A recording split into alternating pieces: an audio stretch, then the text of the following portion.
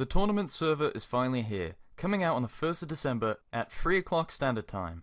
And even though there's another 24 days till Christmas, it sure feels like it's today. So grab some tea, turn on your PC, and get ready. First of all, what even is the tournament server? The tournament server is a new type of server that allows advanced players to play in a more competitive environment, but also trying to minimize the amount of dead stations. Okay, but let's actually talk about some of the new things. So, straight off the bat, the very first thing that's going to hit you are these new visuals. The new control panel. It's so pretty! And I think we can all agree that this one's a lot better than the old one, plus cool animations, so... Now that that's out the way, let's look at the new station changes. This has to be one of the most significant changes. The new station completely abandons the skill tree idea, and instead poses this new design where the station upgrades are independent, allowing for combinations of buildings we've never seen before.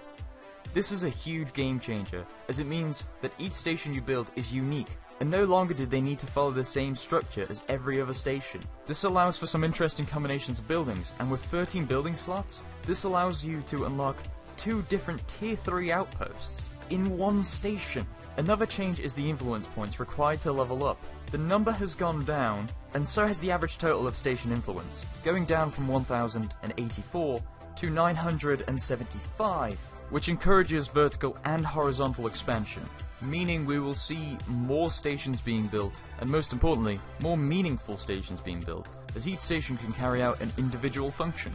Now, if you look around here, you can see some new slots. First, the organization. These are a unique type of building that enables a station to obtain even more tactical bonuses. And these organizations have a max level of 1.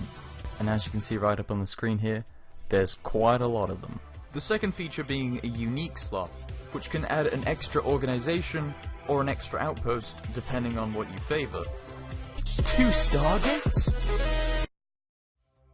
But it does come with a little catch. That being that you could only build one of such outposts in one station, meaning that you can only have 2 Stargates in one station, or 2 of the same organizations in one station, making the placement of these outposts more strategic. Outposts now possess their own tab in the building section, also possessing a unique slot for a Tier 1 outpost.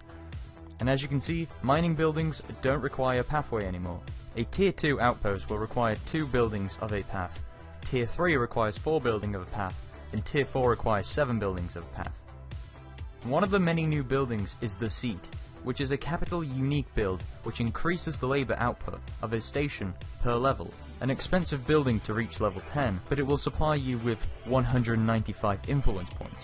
Now, in every other station that you build, the slot where the seat is will be replaced by an additional refinery. This means that if you're in an area where one particular resource is lackluster, then you can simply add an additional refinery to produce more of that resource. And I'm sure we've all been at that point where one of our stations was producing copious amounts of resources.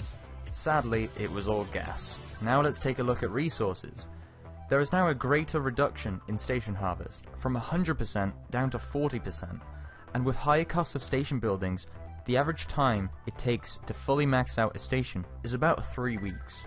Some of the celestial bodies have also changed in value, most noticeably ice planets, which are now the best source for ice, which makes sense. And also, let's remember that moons also play a big role in this. Placing one of the ship assemblies near a moon will reduce the time cost. Small moons reduce the time cost 1% per level, medium moons reduce the time cost 2% per level, and large moons reduce it by 3% per level. The very last thing I do want to mention are the changes with alliances. Alliances will play a crucial role in this server, which is why alliance membership has gone up from 20 to 25. However, the time has been reduced. The same is true for coalitions. Coalitions can now hold 4 different alliances instead of 2. However, the time to create them has decreased. And well, I have to say, I'm really excited for this new server, and I'm also excited to see what comes out in the future. For all of those who will be playing in the new tournament server, I wish you good luck. And for those of you who want to play in the tournament server, make sure to check out my other videos, which will give you handy tips on how to play Starborne. There's plenty more that the tournament server has to offer, However, I urge you to play it yourself. This has been Pikesborough. Thanks for watching.